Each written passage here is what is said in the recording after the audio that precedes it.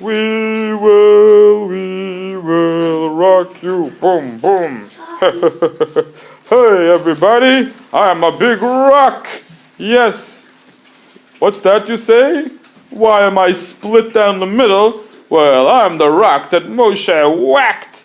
He hit me with his stick and out gushed water. Of course, there was no water in me before. It was a miracle that Hashem made to give the Jews water.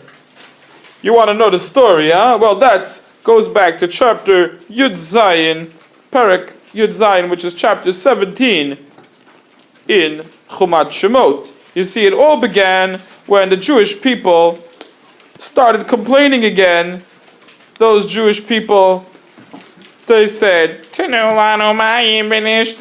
Moshe, give us water and we will drink. We're thirsty. We're thirsty.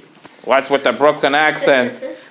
Oh, we had an Egyptian accent. I don't know how to make an Egyptian accent. Oy Gewalt, those Jews always complaining. And it happened after they traveled from Midbar Sin to Refidim. You know, you would have thought that they just got water a couple of miraculous times. They would trust that God would find a way to give them water, but they complained. And so Moshe answered them, why are you complaining and testing Hashem? Doesn't Hashem take care of you until now? And that is where God said, Moshe, take your staff and go and hit the rock. That would be me. Ouch. I was a big, strong rock. But now I'm split because Moshe gave me a strong strike with his staff. Here's the picture there.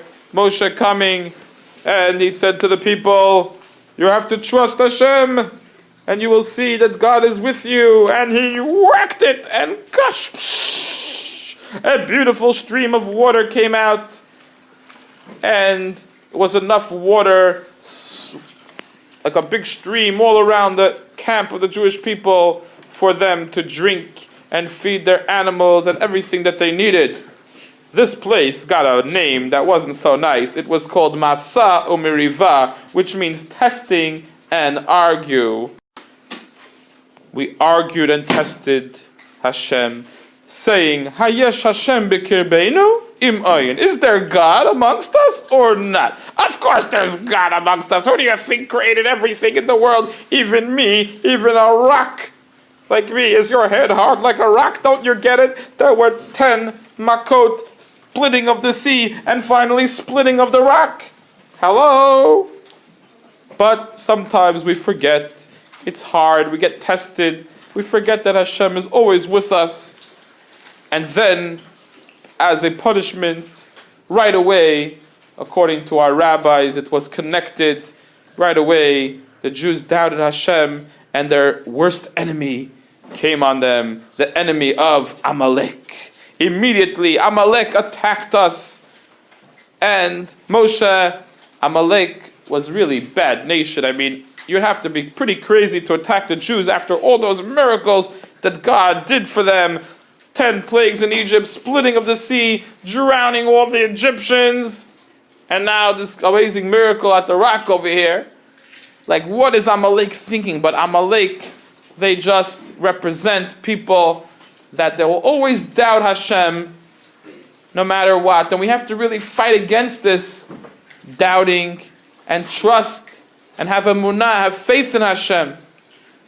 And Moshe needed to send now Yehoshua, his student and trusted servant, to go do battle with Amalek. So he chose men, and Moshe went up on a top of a hill, and he stretched his hands up in prayer to Hashem. And when the Jewish people saw Moshe's hands, they said, oh, look, Moshe's praying for us. And they were able to attack those Amalek soldiers. Yeah, get them! Woo! But Moshe's hands started to get a little tired. And Moshe's hands started to go down. Oy. And then the Amalek said, we're going to get you! Woo-hoo-hoo-hoo. And so Aaron, Moshe's brother, and Hur, They put a rock underneath Moshe to sit on, and they each stood next to him, and they held his hands, supporting his arms, so that his hands would be a sign of faith that Hashem is going to protect the Jewish people, and the Jewish people were able to win the war and destroy by the sword the Amalekites that came to fight them. At the end of Parshat Beshalach, Hashem commands that we must erase the memory of Amalek and a war against Amalek until the last generation. And we know that in every generation, Amalek has come back, like in the story of Purim, there was Haman. And in every generation, we deal with such enemies, and Hashem always saves us from them. But our rabbis teach us that in our hearts as well, there exists Amalek. Even though we don't know today who to fight, we have to fight our characters. We have to fight in our heart, that if we ever have doubts in our heart, is there God? Is there not God? We have to fight against that and say, of course there's God. Be positive, be trusting, have emunah, have faith, and see that everything will turn out for the best.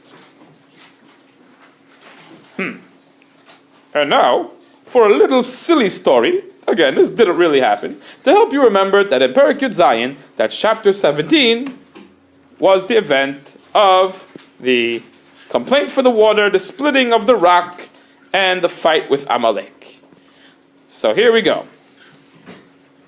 You see, chapter 17, code name is Duck. That's right, Duck. How does that work out? Well, very simple. You see, the D has the hidden 1 in it, and the CK, the K sound, represented by the K. Actually, the letter K has secretly, the letter K has 3 sevens hidden inside. 3 sevens? What are you talking about? Yeah, don't you see? Here's a backward 7. Here's another backward 7. Here's a frontward 7. 3 sevens in a K. So the K sound in our secret code represents 7, because K, the K has 3 sevens in there. Any K sound represents the number 7.